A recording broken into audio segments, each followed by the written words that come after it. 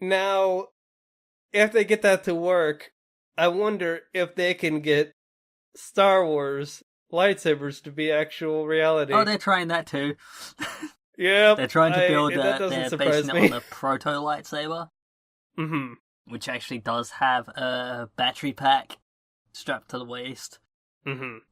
They caused a small fire in their warehouse with that experiment. Yeah, that doesn't surprise me. I mean, what do they use to power the... What is it, like a blade imbued with something, essentially? きっと約束だよいつかまた同じ笑顔で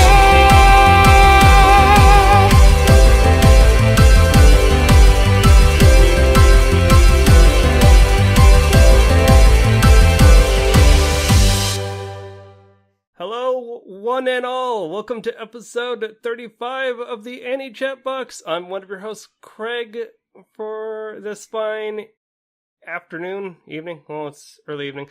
Either way, I'm one of your hosts, along with the gentleman across the seas, Jonathan Joestar. Say hello. Hello there. Right on. And it's just the guys today. The girls have decided to take the week off. They're working too hard, so we decided to give them a break.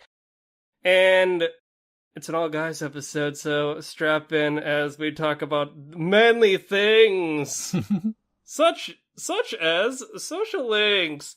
Twitter.com/TheAnnieChatBox for all your 140 character needs, your status updates, and your whatnot. If you wish to reach us there in 140 characters, you can. Or if you want to message us in long form with topic suggestions, anime reviews, old and new, you can hit us up on anychatmail@gmail.com. We're also located on iTunes, SoundCloud, Stitcher, TuneIn, and Google Play. Leave us a rating. 5 stars are recommended so we can rise above the rest, so we can get noticed. Search engine optimization is paramount.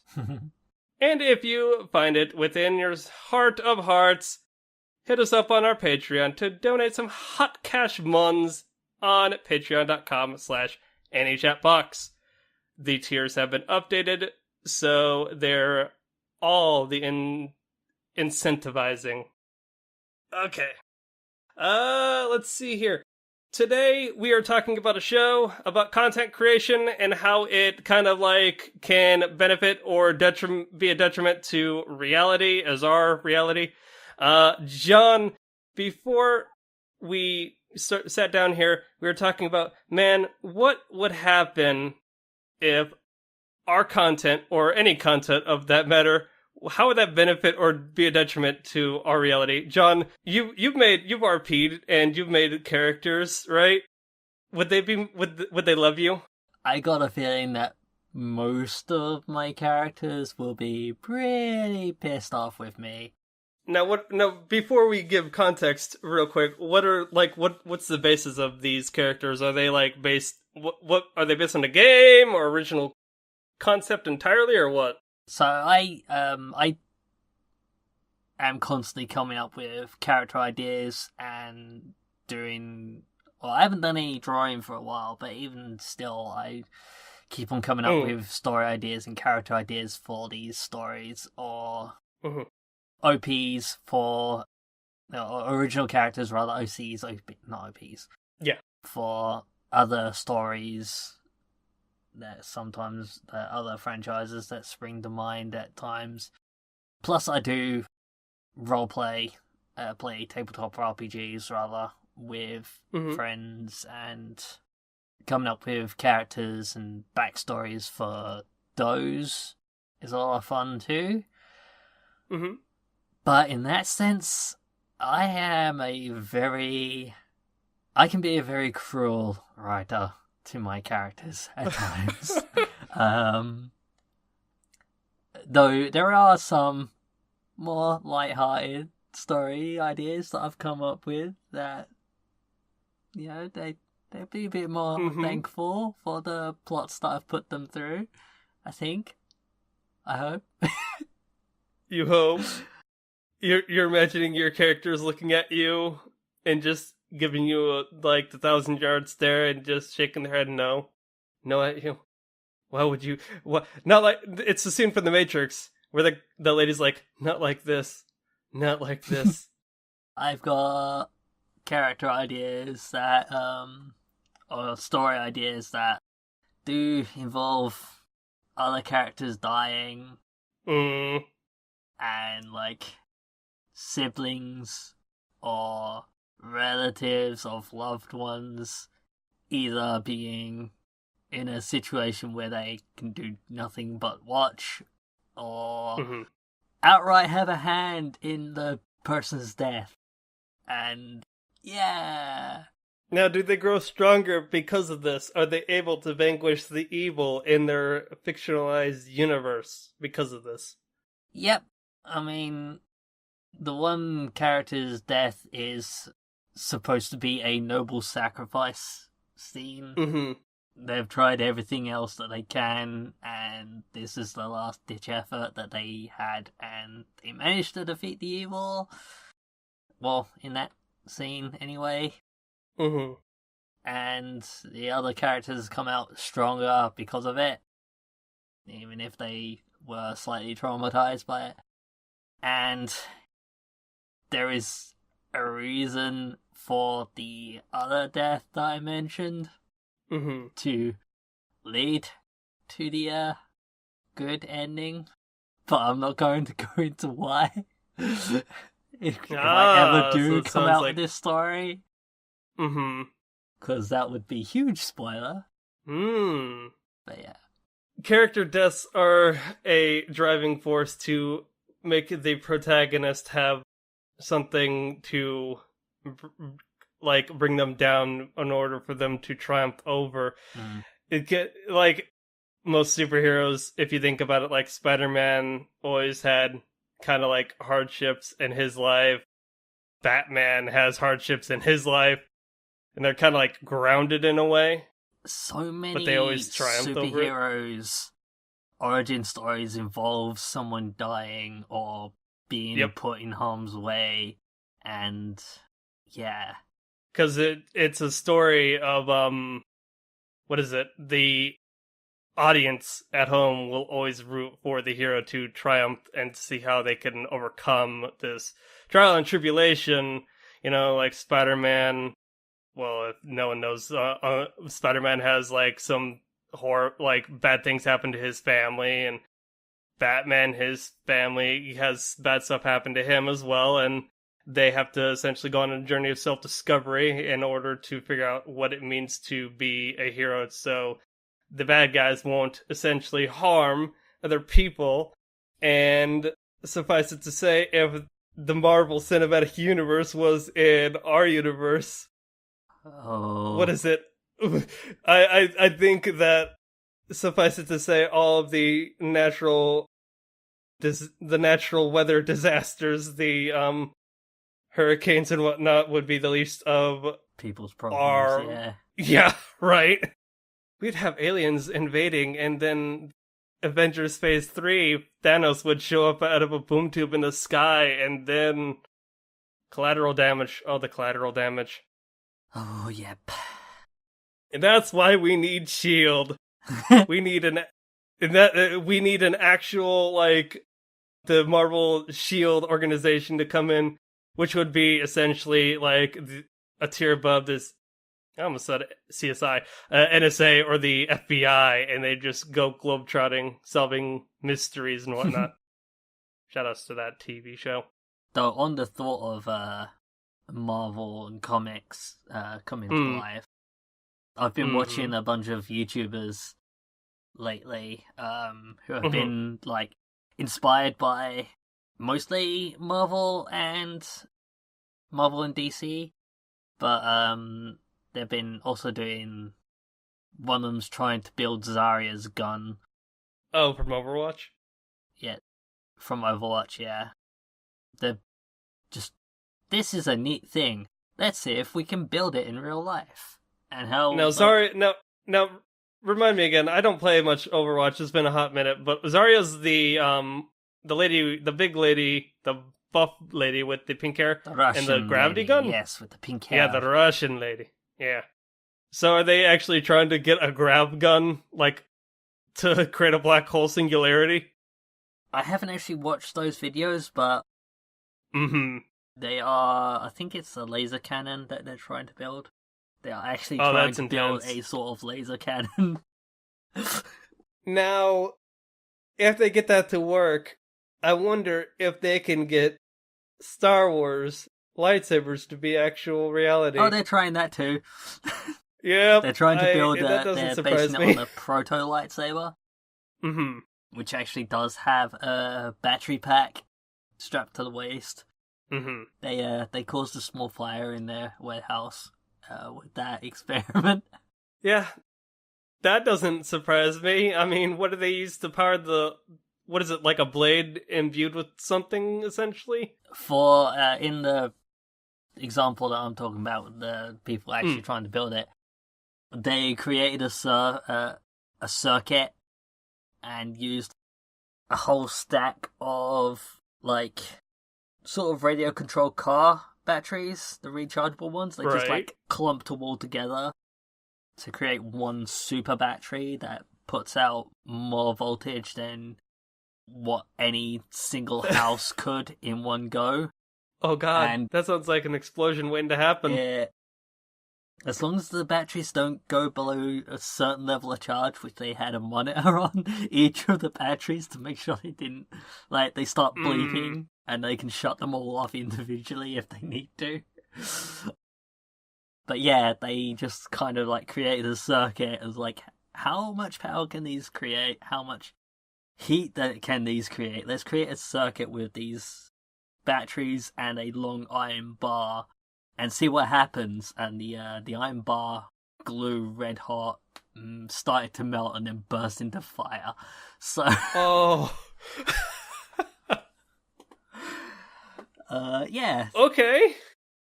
We're I mean, it doesn't surprise me that the sword or the metal rod would just catch fire and melt. Yeah, I don't know how you would necessarily... Man, technology is advancing, but I don't know how you could wrap your mind around trying to create a lightsaber. Yeah, I think they've kind of put that project on hold for now because they've made the one video on it and not anything else beyond it. But they are the main video, the main project that got me interested in it in the first place is flying like Iron Man. Now, do they actually create repulsors in order to fly? No, they're Like, not actually strap 'em to their hands creating and Iron feet? Man's method of flight, but they are trying to create a flight suit of sorts that allows them to fly in a similar way to how Iron Man does. Mm-hmm. With his repulsors on his hands and feet. Yeah, and whatnot. though they're actually using sort of like mini jet engines. Right. These are like very powerful electric motor fans, and they've got 2 to each arm, 1 to each boot, and they are looking into making a backpack, but then they've got like, okay, all of these need batteries, which are going to be even more weight, and... Jeez. Do you recall the name of this YouTube channel so the lovelies at home can hit them up It's and the check out Hacksmith. this? The Hacksmith. Mhm. Interesting. Alright. There's also Colin Furs and Sufficiently Advanced. And these are all like tech-based YouTube channels, communities that essentially try to replicate fictionalized tech in our reality, essentially.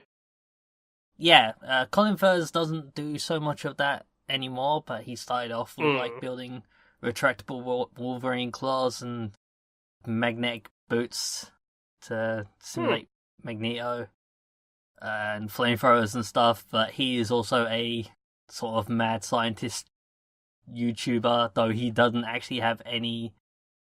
He never actually went into got any qualifications about it. It was just like I think he had plumbing. Kinda did. Oh, yeah. And he's somehow just like, through trial and error, just built shit. And yeah, he's become pretty good at it. That's intense.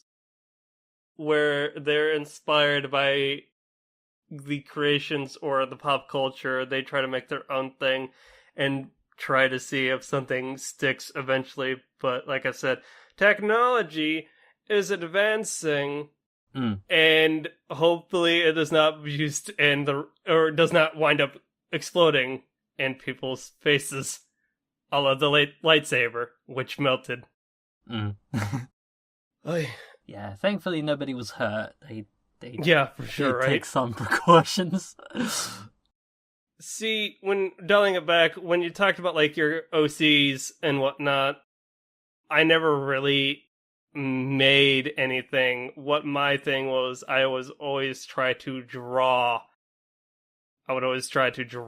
characters based on video games and whatnot, pre-established canon and lore. You got your Zelda, you got your Mario, you got your Yoshi, and what I would do was envision scenarios, because I was a huge Zelda fan as a kid, and envision scenarios as to like what their future games would entail.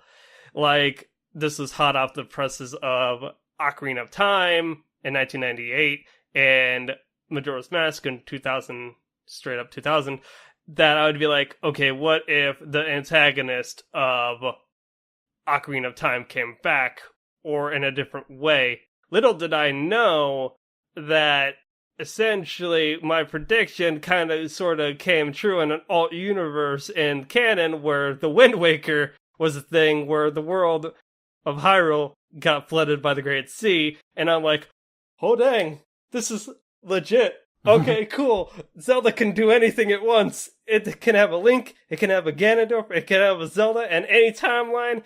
And dude, the timeline of that game series is so convoluted, but so cool. I love it. It's like great to see it all bridged together. There's been some fascinating discussions to figure out where which timeline Breath of the Wild falls into. Fits into. Yeah. I've heard it's either, like, I don't know where it falls in line until something's officially said, but from what I've heard, it's rumored that it is either one of two things. It's either A, a remake of the original Legend of Zelda, or it is a game set so far into, like, set so far after the events of Twilight Princess that essentially it falls in that timeline. I think it's been confirmed that it is the latest. It is, like, far in the future of any of the timelines that it is a part of, so... There's two major theories that I've come across, which... one of them is... It's a convergent timeline. Somehow all three of the timelines end up collapsing back into one. Yeah. And that's where Breath of the Wild is. And another one is that it's like, actually off the timeline of the original games. Before Ocarina of Time. And it splitting.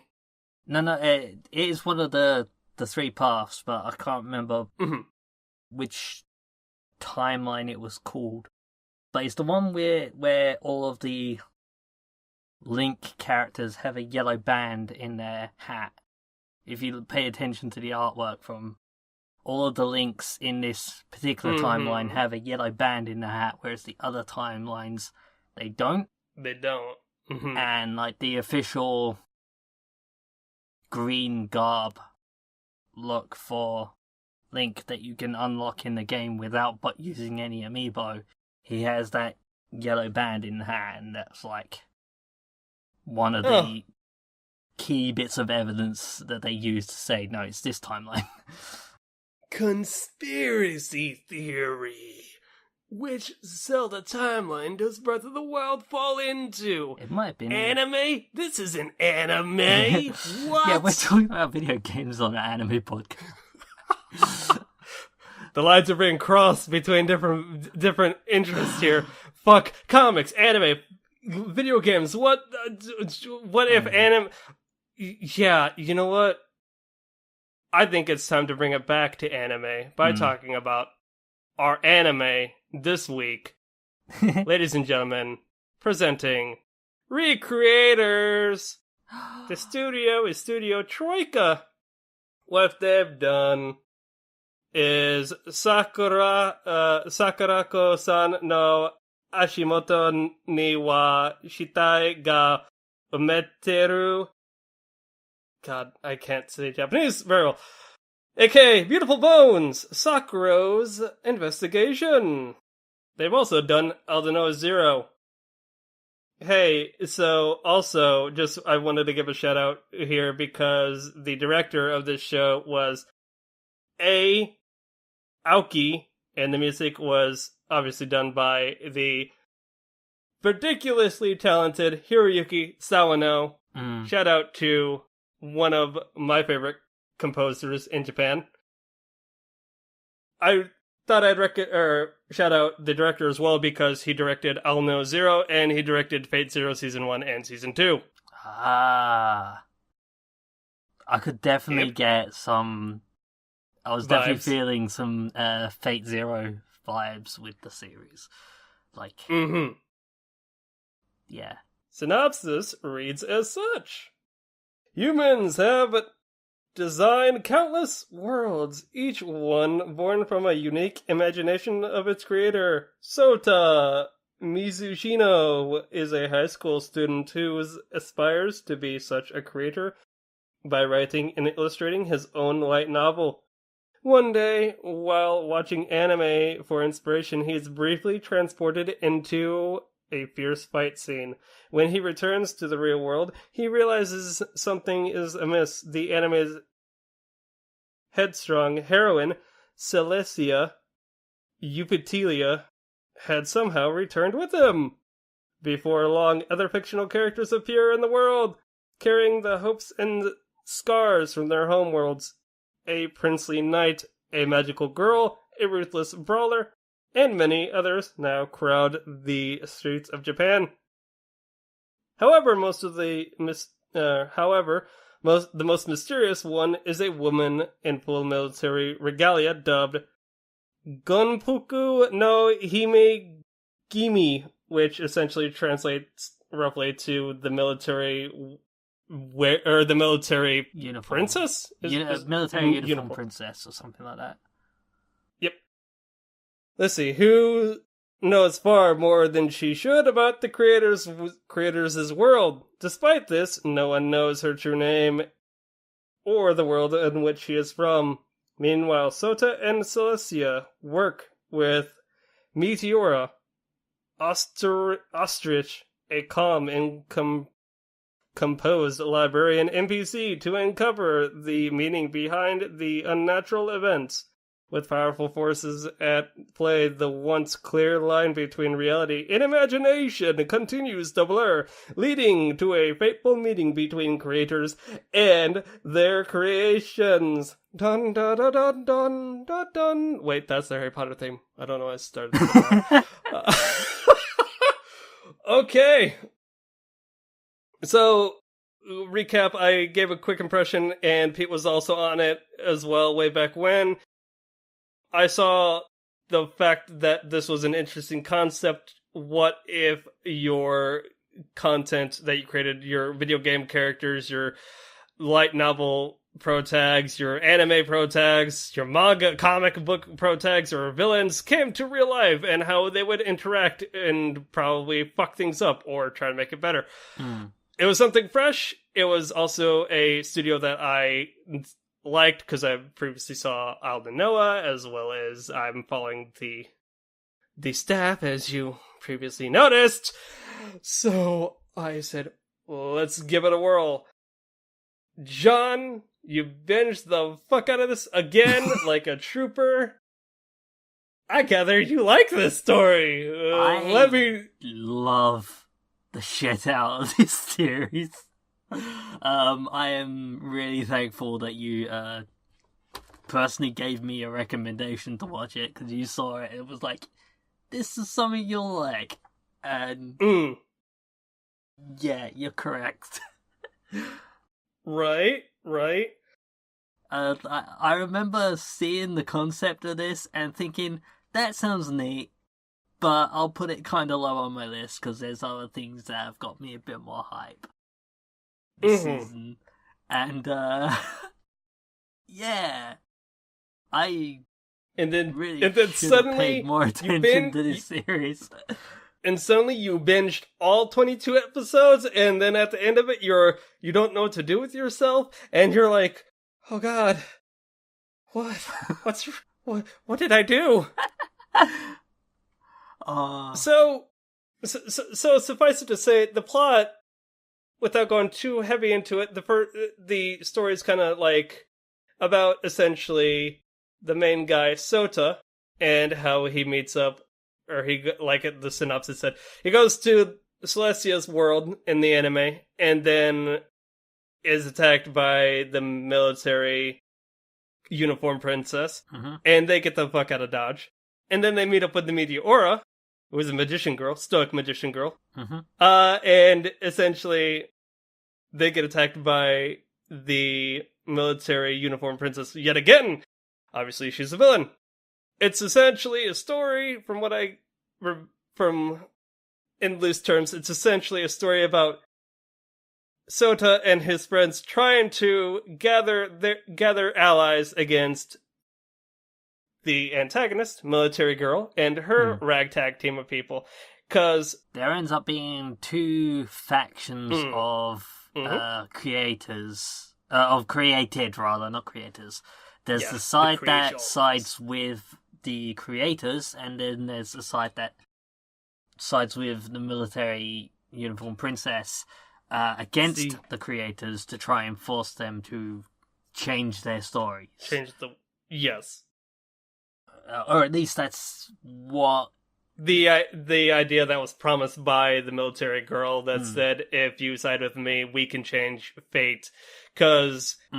obviously, some of these protags, and like John's protags from his concepts, his OCs, they all have bad shit happening to them, and they gotta make it get better. Yeah, so they are trying to make, within their stories, they are, for the most part, noble heroes trying to save the world from whatever is causing the world to be in harm in the first place. There's a couple of characters where... There's a few characters where that's not exactly the case. We'll get to that. We'll talk about... a villain. We'll talk about those characters in a hot second. But it's essentially... They don't really go into it in too grave detail, but essentially these characters, and this is not spoiler, this is like episode 2 or 3, but there are irregularities in reality, and if they're there, then they'll essentially cause the destruction of the world. They don't really show anything major bad happening in Japan, mind you, but that's all a looming threat, essentially. So, you got your players on the good side and the bad side.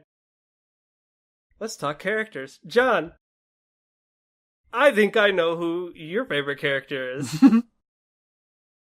Yeah. Something about Meteora, I just fell in love with very quickly. Maybe not straight away, but like after... Was it a particular episode? I don't know if you count that spoilers or not, but there is a particular episode which you decided to take screenshots and be like, "This, actually, no, this is it. It was actually before that. It was the episode where the government gets involved. Yes, and because Meteora, despite being a magician, is not particularly knowledgeable when it comes to attack magic. Yeah. So she borrowed some equipment that has some pretty hefty price tags. And Oh, I do recall. so it was this discussion between this government official character and Meteora explaining how much she has cost, how much in expenses she has caused to them with her actions and her responses Put on the tab. before she ultimately just apologizes for her actions and said she'll try not to do it again. Yeah, essentially. The government official that they... Because essentially, after so many characters show up in this, the government gets involved naturally and tries to essentially bring this under wraps. Especially without... after a certain giant robot appears above someone's house. Yeah, that kind of...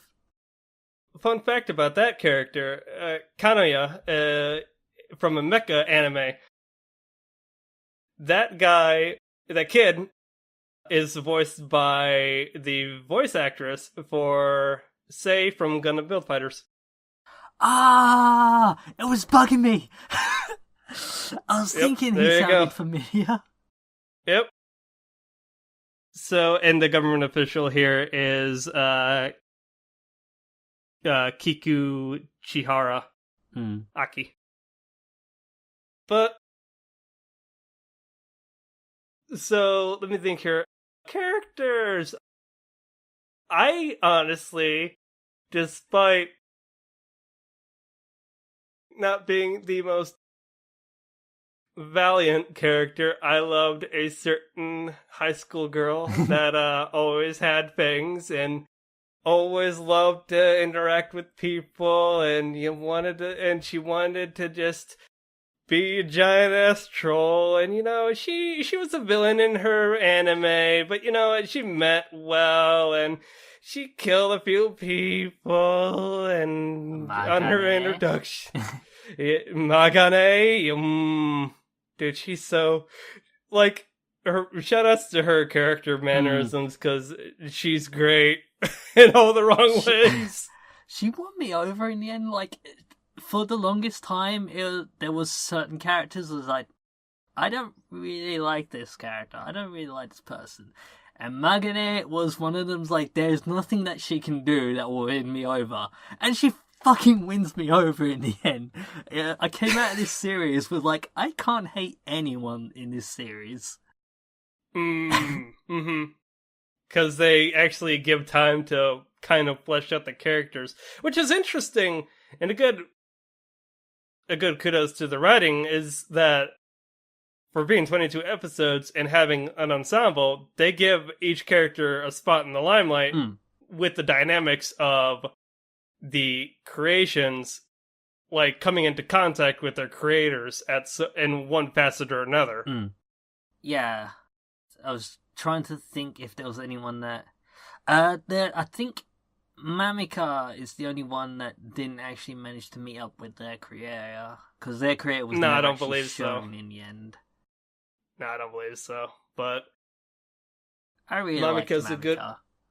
Yeah, I like Mamika as well. It's interesting because, like, they're in the cast really, and I feel as though the creations take more of the spotlight than the creators themselves. The only creators that actually stood out were Kanoya's and Celestia's, because they get involved in this as well, where the government they're like, yo, we gotta essentially, like, bring them in to the fold so they can't be, like, targeted by their creations, because what if the creations want to essentially kill them because, yo, you fucked up our world in one facet or another, or I'm fucked up, fix me.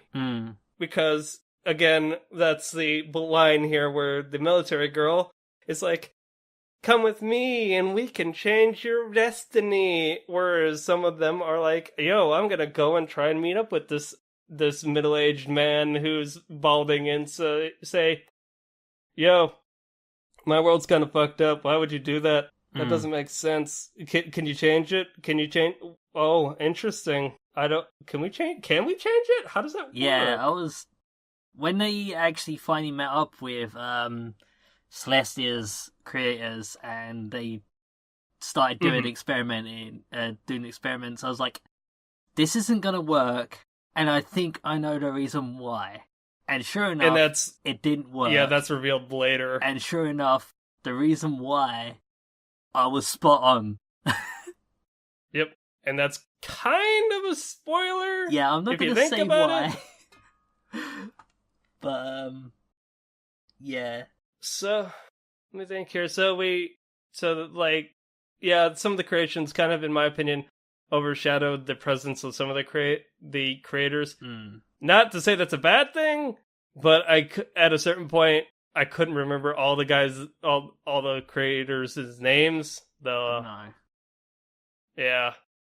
I've got a list of the characters up for reference. There are a lot of characters in this series. Let's see. 1, 2, 3, 4, 5, 6, 7, 8, 9, 10, 11, 12, 13, 14, 15, 16, 17, 18, 19, 20, 21, 22... 22? 20? I think I lost count there. There's 22 episodes, and there's 22 characters, and there's 22 writers. No. Regardless. So the story itself is pretty solid. However, there is reasons as to why it's so likable and kind of down to earth or / relatable, as it were. Because John fucking gets it. I get it. I binged it as well. The characters, all likable in one facet or another. John, did you notice anything wrong with that art, that production, that music, that piano? There are other series I'm hype about that have had more janky animation than I've seen in it. I didn't see a single moment of animation that I thought that looked kind of janky. Nothing in this series looked janky at all. Nothing looked derpy or anything. It was just like, wow. And how many series has this studio made? 2. Yep, barely any. This is their 3rd series. And it's up there with maybe not quite with the polish and finish as UFO Table that they displayed in Unlimited Budget Works, but it's not far behind. I was gonna say I would compare it to like something like A1, to be honest. A1. Yeah, A1 Pictures. It's interesting because the way this show is shot is it's got pretty dope fight choreography, and it does have some pretty cool battle scenes mixed with some like pretty stellar sound selection, insert songs, which I have listened to a lot. If there's a soundtrack for a series this season that I want to buy, it's this one. Yep. The insert songs, the piano instrumentals fit the mood nicely. The intros, the endings, loved them all. It's interesting because I think the way that they use the animation, I feel as though, like, the way the show is shot and framed is there's a lot of the best way I can compare the show is kind of like a Monogatari show where it's a lot of standing around, but it doesn't feel stale, if that makes sense. Like, it's a lot of standing around and talking, and whenever a battle happens, they do stand around and talk, but I mean, that's kind of like the standard of like any shonen-esque battle where they'll stand and talk. Shoot the shit with you, I'll boast about how I'm gonna kick your ass in a moment. Right? So yeah, it's pretty interesting on how they actually do it. Like, they even the creators will stand around and talk about like what the fuck is happening on a battlefield or something like that, or they'll react to it on the sidelines. And yeah, there are some scenes where things are a bit more static. There is just someone sitting in a single pose or standing in a single pose and talking. But it never feels slow. Even in those scenes, I don't think any one shot is on screen for that long a period of time where you're like, can just something happen, please? And you're engaged in the dialogue, the conversation, and it's like the camera angles. To draw back to an earlier episode, the camera work is nothing like Saikano, How to Raise a Boring Girlfriend, where the camera was always like doing something dynamic with a shot of a person or something like that. But it was always, because of the subject matter, it was always engaging for recreators as it were. Another thing to say is, like, last week we were talking about Martian Success Nadesco and how meta that was for having characters in an anime watching an anime in the series and then 3! making comments about it that also kind of reflected on themselves to an extent. This series is so fucking meta in that sense. It's used very effectively, especially like halfway on to a point where I had to stop the screen and look and like, is that motherfucker using Line? Is that motherfucker using Pixiv.net? Is this Pixiv? Are people creating characters and OCs on Pixiv? Or is there a like in a views in a faves button? I think Damn. the video site was actually referencing Nika Nika Doga. Oh, was it? I thought it was Pixiv, like an image board website. Because the text going across the screen on the videos, that is something that happens on Nico Nico Doga. Huh. And I believe that does have an art section on it as well. Oh, nice. So I'm pretty sure that the image board / video board the website that they used was a reference to Nico Nico Doga. Huh. I gotta look that up. But yeah, you've got your usual Yuck Donalds this time, actually, as opposed to Nook Donalds, rather, that you usually get. Yeah, there's loads of nods to real life. Yeah, because it's trying to be like the real world Japan to a degree. Also, there was I called the name of one of the cafes they went to, and it was UFO Table Cafe. Oh, really? Nice. So, I can get that. That's good. That's good. That's a little tongue-in-cheek. Nothing wrong with that. One of the publishing companies that they talk about in the series, I'm absolutely certain is referring to, what is it? Dengeki Bunko, that's it. The company that published Sword Art Online and Shakugan no Shana. Oh, interesting. But yeah, but you've also got, there wasn't really much fan service in the series overall, but there was a fan service episode.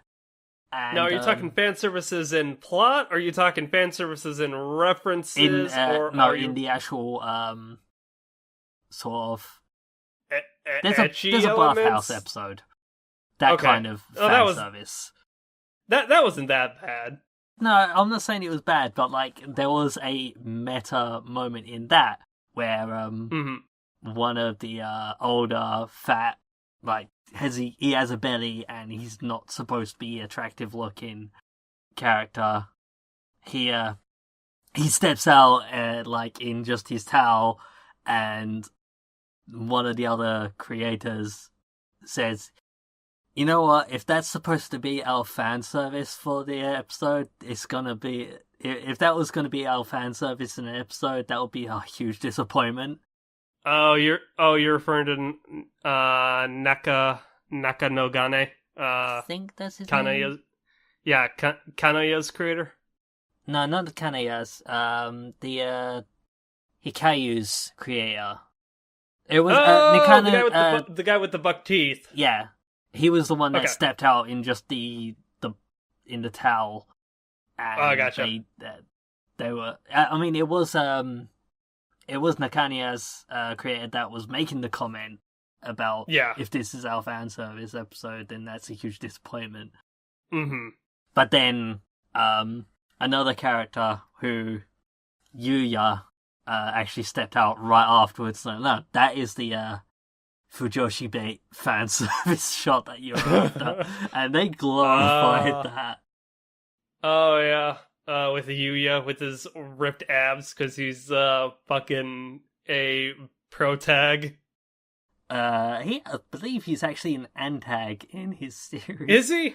Oh right, he was. He was written that, but he just seems so buddy with everyone. I just kind of forgot that. See, again, going back to, despite everyone kind of being like either a villain or a good guy, they all like kind of have this weird sense of like, man, you're supposed to be the bad guy, but I get you. I can get your backstory, and I can see why. And also, you kind of like at a certain point, stop being a dick. So, there are so many awesome characters and moments in this series. Try not to go into too much detail to spoil anything. The spoiler room will be the gush room this week.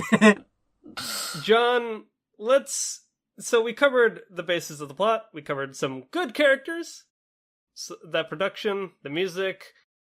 Do you have any negatives? We've been talking nothing but positives on the show, but do we have any negatives before we go into the final stretch?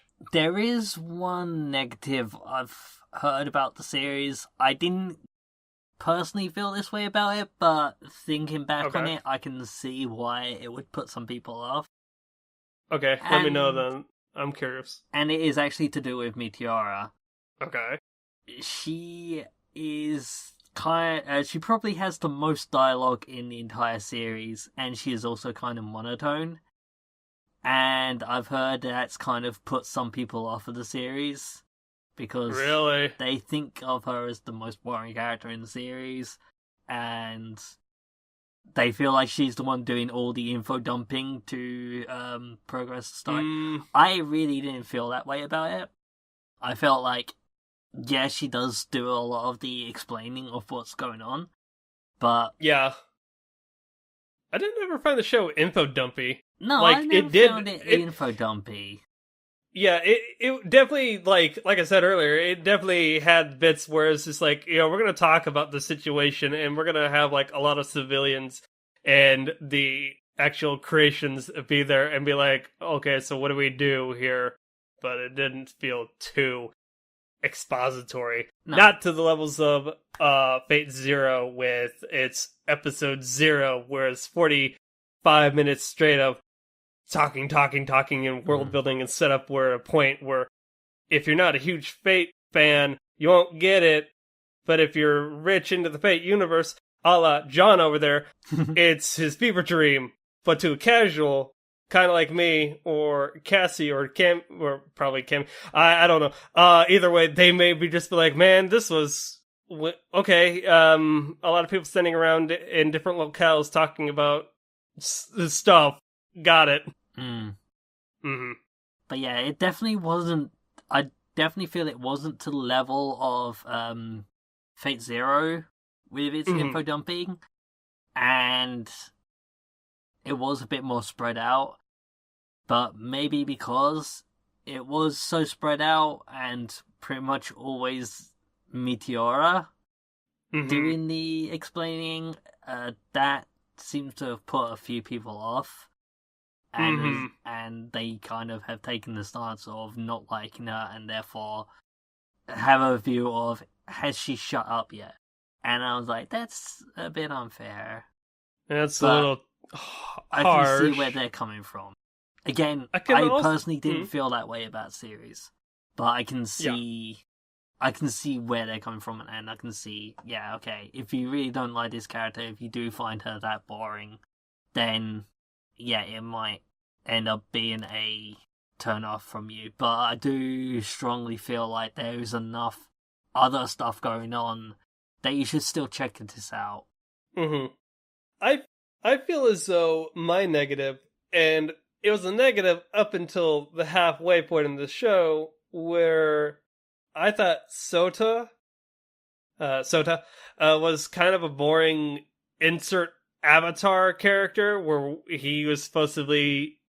He kind of felt like the main character of a Persona game, like the blank canvas. The blank canvas, like, insert yourself here, haha. Whereas it's like, I'm a standard, run-of-the-mill, average Joe teenage kid, and oh boy, I like the anime, and I'm gonna create a content, and fuck, man, creations enter my home, and, well, I'm stuck on this crazy ride. I mean, he felt kind of just there, really just there, up until events really start popping up, and he's actually, like, utilized better in the plot, but for the first half, I felt as though he kind of did nothing.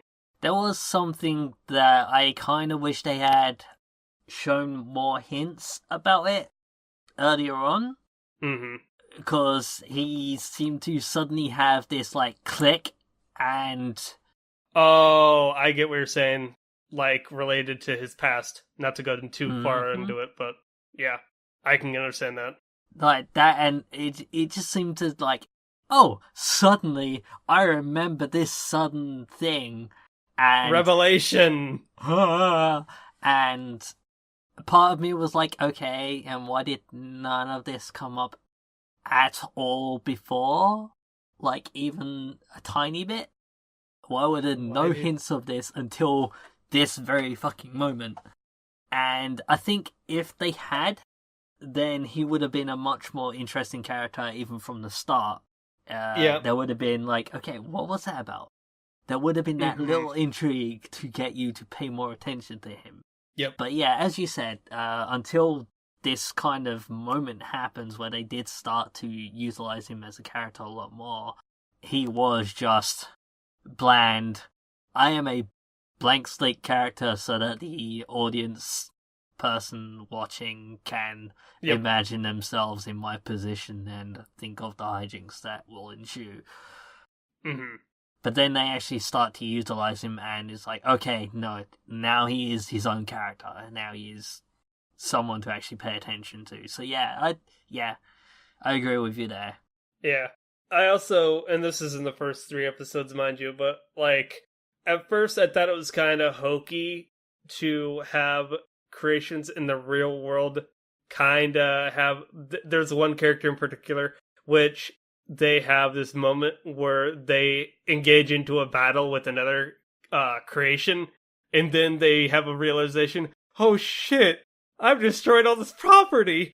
What did I do that? What have I done? And then you're like, you didn't realize that your magic could actually have adverse effects on reality, or like your environment. Does that not happen in your world?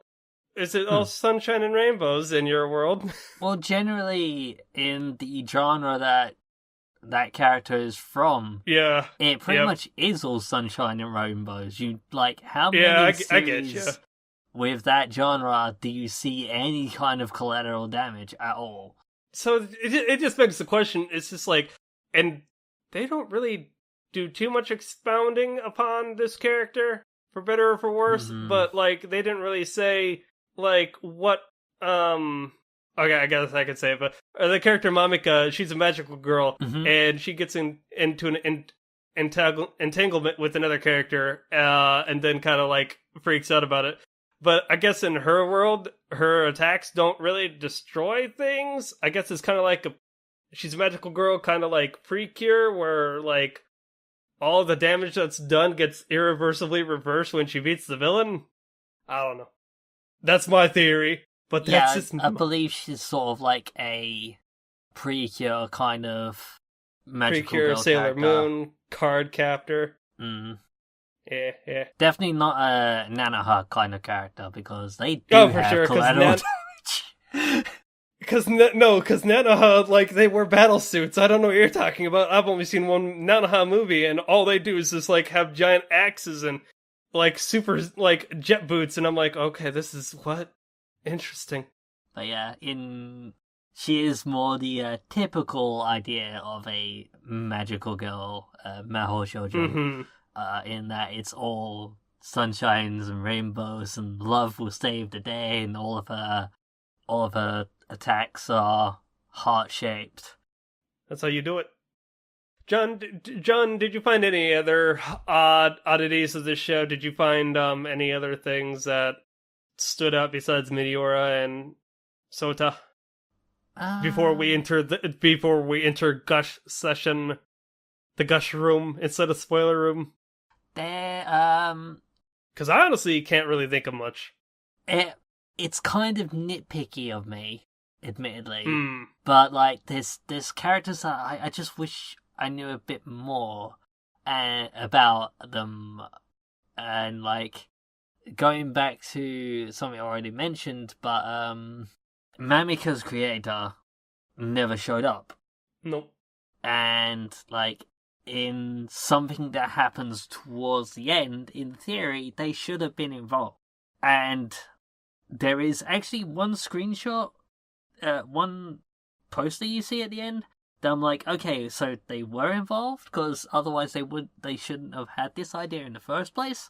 But then how did they learn about this? Or, Then again, I suppose it could have been one of the other creators approaching them about it later on. I'll get into it in spoilers, but yeah, the actual thing going that I'm referring to. But yeah, anyway, yeah, I really can't, like, it is, and that is super nitpicky. It's just like I'm also like really curious about what happened to a certain character, another certain character at the end. Yep. But yeah, again, nitpicky and spoilers, so I almost said something I shouldn't have. That's all good. It's all good. And maybe it's time for us to do ratings. John, since you're talking, you're on a hot streak. What do you got? What are your thoughts about this show? I loved this series. Yeah, it's got its faults. It's got its flaws. But some of them are really scraping the barrel for, like, something to point out about this series. That there's like, no, it's not perfect, and no, it's not perfect. There are problems with it. It's not going to be for everyone, but personally, I still love this series. And there is one personal criteria that I hold to pretty much any series. And if it can meet this criteria, it is going to be high in my books. Okay. What's that criteria? Did it make me cry? Ah, yes. And this series had me sobbing by the end of it. And there was a moment in the series, spoiler room territory, but when a certain thing happened, I audibly yelled, "Fuck you," at my screen, because I knew what it had done, I knew what was going to happen, and I knew I was going to cry over it. And sure enough, I was sobbing mess for the rest of the episode. That's intense. Yeah. So yeah. I love Ringing this series. endorsement. How about you, Greg? What do you feel? See here. I'm kind of torn between I like it and I love it, right? Because I love the production behind it. I love the people behind it. I love the characters behind it. I love the action behind it. However, I can see why people would probably bounce off this show. One of my shout-outs to our friend Zach, who watched the first couple episodes and bounced. He and I theorized something about Sota, which was completely wrong, but he kind of bounced because he found it kind of generic, if that makes sense. However, I will say the beginning starts off a little slow, but then it picks up. You will find I've described the villain of the show, the military girl, shoutouts, comparable to a JoJo villain. What's the source of her power? That will divulge a little bit here in a hot minute, but besides that, It was hype to see them go up against her. It was interesting, the dynamics of the characters and all their interactions. Again, it just takes a little hot minute before things actually start kicking off. I would say it's a light love it. So we're gonna hit love it section here. We're gonna hit the love it mark, but it's like a love it minus on in my books. If we're grading. So just be aware that it's different and it's not. It's got some interesting ideas going for it, and if you're willing to give it a shot, then if you're not sold by episode 6 or 7, then, you can just try something else. There's a shit ton of other anime out there, guys. There's plenty more to go, so. Okay, so we got 2 love it's across the board. John, what? Wait, no, I gotta do the sound off. So, there's 2 love it's across the board. Guys, thank you for tuning into Any Chat Box episode 35. I'm your host, Craig. Let us know what you thought about Recreators, the show. Who is your best creation? Have you actually created something and do you fear it will kill you in your sleep? I hope not. Let us know on Twitter or email. Again, twitter.com/theanychatbox. Email is anychatmail@gmail.com. If you agree with us, if you disagree with us, if you think that John, if you want to know what John was crying about, stay tuned. Spoiler room. Hang around Let's for the go. spoiler room. If you don't want to be spoiled, get out now. Yep. So, all right, John. What made you cry? Train station. When the train station with Altair is her name instead of the military uniform princess Altair. Yeah, her real name is Altair. Altair. Altair. I don't know. I think they said it Altair, rather. Yeah, half the time I kept wanting to say Altair, but okay, I don't know. Altair. Yeah, it's fine. So, why did it make you cry? Because up until this... what was you going to say? I was going to say, up until this point, this was the conclusion. This is episode 21 of the show, mind you. Episode 21. And they are trying to essentially stop Altair from trying to destroy the world by... essentially, the point where all these creations are in the world is essentially fucking things up. So it's 0 hour, and they try to essentially catch her in the cage. And by this cage, the government constructed a plot line where their battle was broadcasted to an audience in a theater dome that was presented by 2 of the voice actresses, Kaneo's voice actress and Celestio's voice actress, Meta again, that they reference themselves, and the battle is going on, and it all culminates in this train station and scene. John, describe the scene. So yeah, it was a last-ditch effort proposed by Sota himself of this character, quote-unquote, that he had created, and this tiny plot line, which apparently they had actually, because they had to do, in order to get approval, because that was the last remaining requirement for any changes to any story or for any of the characters to happen, it had to be, it had to reach the approval of the audience. It had to be accepted into their canon. And this is, and to segue just real quick, this is the thing we were alluding to earlier, where a lot of things with these characters that actually have to accept the change of the character in order for it to become reality in their sense. Celestia gets a buffed up power sword halfway through the show for a moment because the Matsuraba, her creator of the writer of her anime/light novel, and her illustrator, Marianne, essentially posts on Twitter, say, look at the new design with her fucking awesome sword! And it gets all the fucking hearts and the retweets and all that, and it actually becomes cognizant. It's pretty dope. But unfortunately, because it was only put in Twitter and not actually publicized or shown in the anime, Yep. it kind of quickly slipped out of their memory, and they're like, oh yeah, that looks cool, that's awesome, and then they forgot about it, so the power went away. The power of social media. Yeah, so to set this whole thing up, all of the authors had done mini side stories to do with each of their creations that got publicized, which was setting up for this birdcage. Yeah, this giant crossover event. They had a couple of characters that they alluded to in these side stories, and one of them had appeared, but ultimately failed. And then Soto was like, "Use my idea," and they're like, "We can't use it." And then someone else was like, "No, what? Let's actually do it, because if we don't, then we can't say we tried everything." And who knows?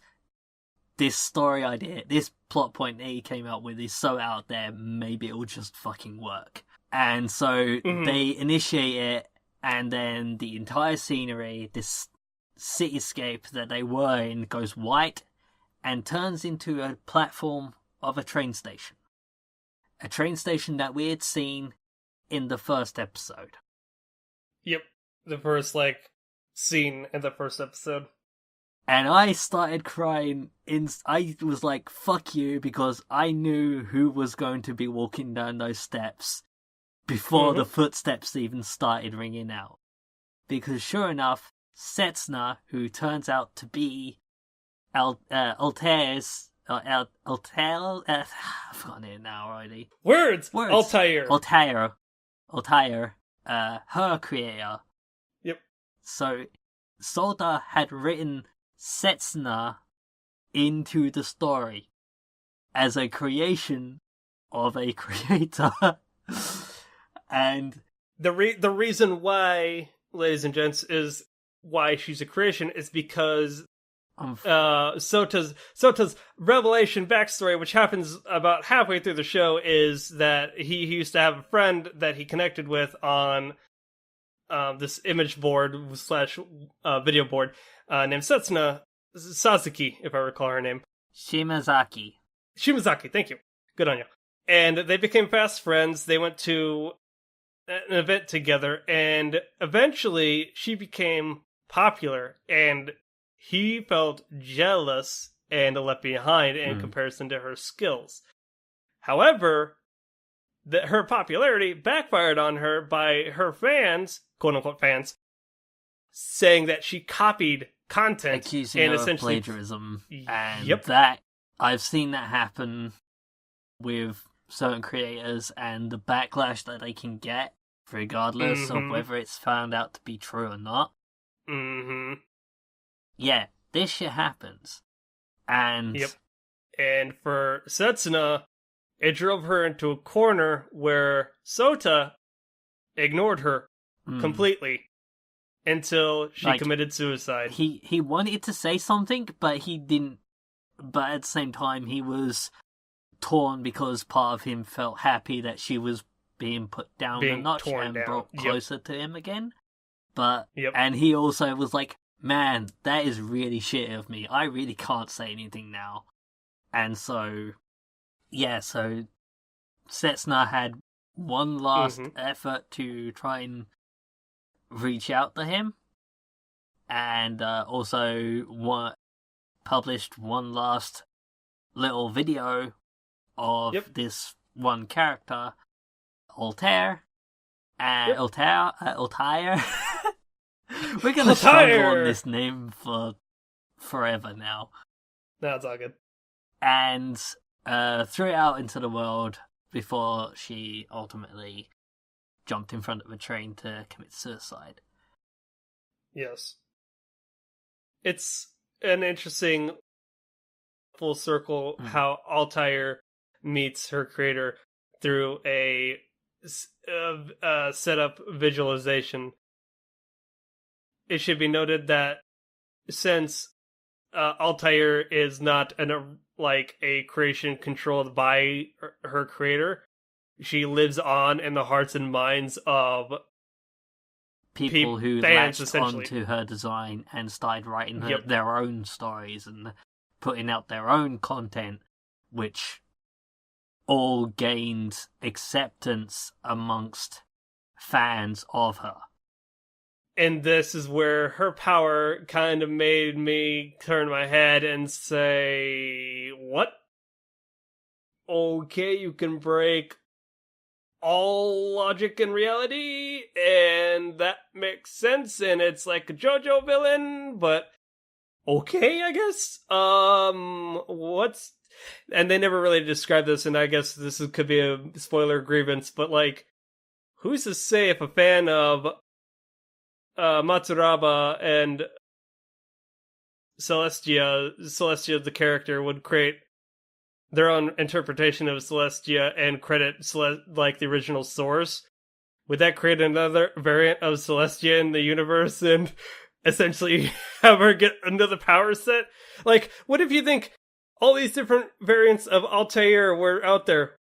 I, like, for a hot second thought that she would be essentially duplicating herself instead of stacking powers. I thought she'd have, like, millions of Altair clones just everywhere. She would have an army.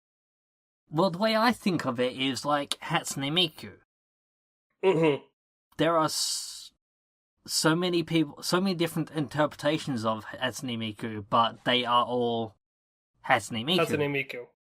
Right, So, I guess that's an apt comparison now that you bring that up. And like something about Altair just reminded me of Miku, in that she doesn't have a set backstory, so she is a blank slate for anyone to add to. Mm-hmm. And then, but everyone doing their own little creations of Hatsune Miku, they won't necessarily think, this is my version of Hatsune Miku. They will think, this is what Hatsune Miku is to me, but she is still Hatsune Miku.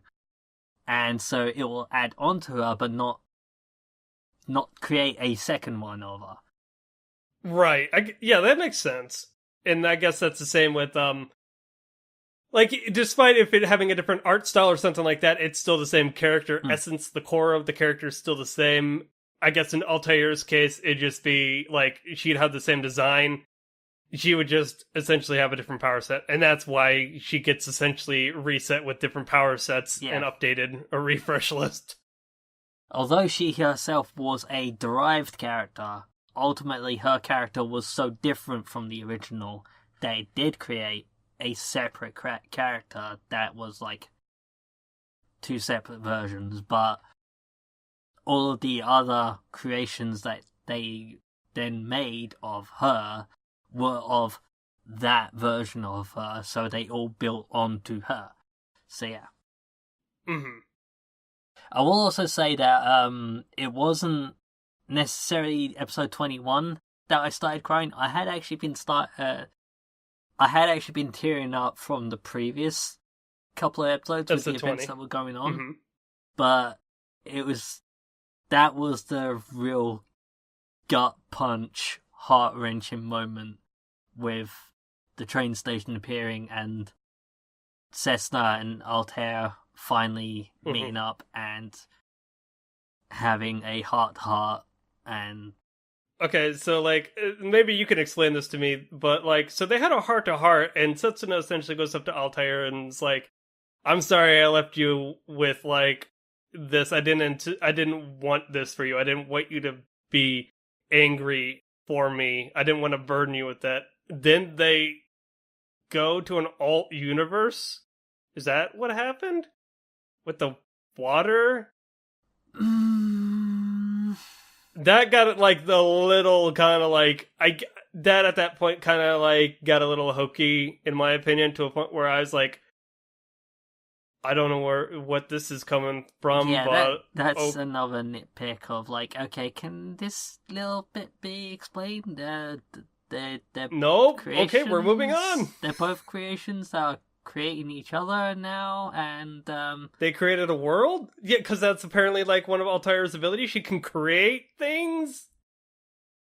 So she created an alternate world for them to live in and exist in, and nothing else, and create all they need is infinite loop of I will write story about you writing the story about me and... Oh, and... God. You know, like, half of me just thought that, like, Altair would just, like, get her shit together and just go back into, like, whatever, like, hearts and minds of the image video board that she was derived from when everyone else, like, left for their own universe. But, I mean, whatever. It still was pretty heartwarming, and that's where it drove home in episode 22, where it's just like, man, I'm not even a fucking content creator. All I do is just talk about anime and video games on a weekly basis and get roped along with, like, Let's Plays. And, man, even, like, Sota's like, I'm gonna do better. I'm gonna actually, try and create a piece of content out there. And Meteora, who can't go back to her world because she can't she described it as, she can't throw herself through a door to get back to her own world. Yeah, it's like trying to pick yourself up and throw yourself. Yeah. Yeah. So she stays behind to create her own content.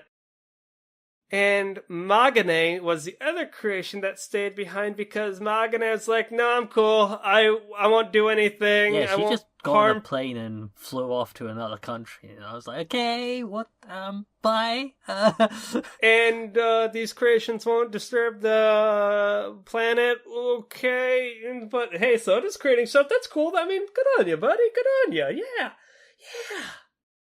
I think they explained it as long as they don't really act outside of what is You mean break the laws logically of physics? believable, then yeah, they shouldn't be causing too much of a disturbance to cause any problems. Yeah, their very existence is problematic as it is, but. Yeah, as long as they're not, like, pushing it, then they should be fine. Yeah. I guess. Other notable kind of spoiler gasp, oh my god, shoutouts, in my opinion, were the lead up to Altair's revelation. Again, it kind of got there a little too little, like towards the halfway point, but Mamika essentially died in the process of this, and I was like, well, that fucking sucks. Alistera fucking died trying to battle her. Celestia and Chrono died. Charon died battling each other because you need to raise the stakes. And Mamika dying was especially kind of like poignant to a point where it's just like, damn, she got fucked up and Magane tricked Alistera because she's a troll. Speaking of Mamika and Alistera. Yeah. There is a blink and you miss it moment, which is one of the things I was alluding to earlier, is that towards the end, there is actually a poster of a movie that is coming soon. Oh, right. And it's Mamika and Alistera. Yeah. Yeah, so since after all this is said and done, they go, like, it's a creator party and content creator party, and Matsubara and the creator for Alistera's story have a party, so it's a movie, and apparently, from what I gathered, Matsubara and Alistera's content creator are going to do a collab at some point. I assume so. Nice. So. But yeah, only Alistera's content creator actually got involved in anything. Yeah. That we saw anyway. So that was just... Why not Mamika's content creator? Why didn't we meet them? Out of all the content creators, yeah. I mean, Magane's got offed by Magane. Mm-hmm. But everyone else kind of showed up. Man, I can't really think of much else that was kind of like I had real grievances with, and I already said all the major shock points. Like I said, everything was solid across the board. I feel as though I wish... Well, there wasn't really too much backstory or exposition on... I believe her name was Hikaya, Or Hikayu? What's her name? Oh, the visual novel girl. Hoshikawa. Yeah, Hikayu. Well, there wasn't too much exposition on her. She just kind of came in, like, towards, like, the last third of the show, and she was only non-combatant character to appear in. Oh, but they make her combatant. They make her a combatant character. Because apparently the audience accepts that a visual novel role, like all ages, a dating sim girl can suddenly whip out martial arts. Oh, but originally it wasn't adults only visual novel. Listen, they gotta get the sales. It's like the Fate series. They gotta get the sales, man. The sex sells. Yeah, I know. Oh, poor Caillou. They were all talking about this with her right there. She was... Her face was so red it was glowing. Yep. Because she's like, no, I don't want the intimate parts of my relationship expounded upon in front of everyone. God, why do you do this? It also was kind of hilarious, yet really bad to know that her original creator was the epitome of, like, a nerd in the purest form with buck teeth, and he's just like, otaku to the max. I'm like, oh god, no. Be my stop, wife. please. All of you be my wife. Other than that, really, like we alluded to earlier, everyone else by episode 20 essentially comes together and they have hearts to hearts with their content creators in one way, shape, or another. Mm-hmm. And they all save the day. With the Deus Ex Machina. I don't know. I would like to know more people's thoughts and opinions of the tail end of this show, because while I can accept the train station and Setsuna showing up, I don't really get the whole alt world, I will create a world for you where we can only live in. That's kind of like way far-fetched in my opinion. They kind of just became an eternal existence and also vanished from existence at the same time, and I don't know. Yep. Also, shoutouts to the character that they came up with, which was supposed to be the Altair, like, S clone, which immediately was served as, oh man, is this the thing that will, like, one-up them? Nope. She got fucking, like, ousted in a single episode. I'm like, well, okay, that's a thing.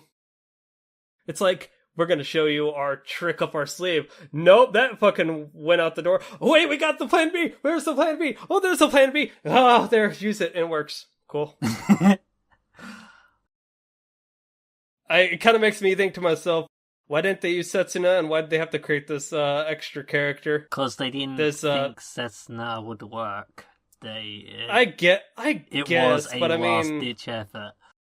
It was, and admittedly, it's kind of like a troll, like, wow, that's kind of dickish. You bring back a dead girl, her dead creator, to trigger, like, pissed off, like, saddening initial reaction, like, you're supposed to be dead. Oh god, what the fuck? You guys are assholes. So, I don't know. Very good show. Mm-hmm. John, do you have anything else? If there's one thing I want to say about this series, like, what you got? While there can't really be a sequel of sorts to this, there is a spin-off manga called I do recall you saying One this. More, which I need to look into. But yeah, with regards to these characters that we have, they can't. I suppose I don't think they can really do any kind of sequel. No. One thing I would actually be really interested in is seeing the stories that the characters come from. Like, I would be really interested in seeing the series that Celestia and Charon come from. I would be really interested in seeing Alasteria's story. Or Yuya's. Meteora. Oh yeah, Yuya's would be good too. Kanoya's. I want a kit of Kanoa's mech. You do. You would. As soon as I saw him in his, like, And brilliant Celestials. CG. CG. Oh, CG, man. Sunrise only does the only studio that's hand-drawn anymore. Yeah.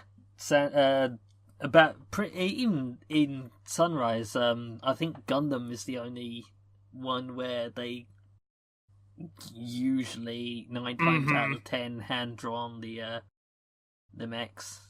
There's the occasional time where, like, I know in Gundam The Origin they use CG for the Gundams and mobile suits and spaceships, and Interesting. there was a couple of moments where in Unicorn where they used CG, but for the most part it was all hand drawn. But yeah, Sunrise are about the only people still hand drawing their giant robots in their series. Everyone else is using CG. So I can't really fault a series for using CG for their giant robots anymore. You can judge them on how well they do it, and I think that they did really good with the CG for these mechs. So yeah. Well, alright. I don't got anything else, and if that's all you got, I think that will bring us to a close. Yep. Alright. Well, ladies and gentlemen, thank you for those who stuck around. Let us know what you thought of Recreators as a whole. Did you like the ending? Did you dislike the ending? If you stuck it out towards the end and you thought the ending ruined everything and it was a 9 and it brought it down to a 5, let us know. Comments below, email, Twitter, social media. Until next time. Have a great day. bye bye. Peace!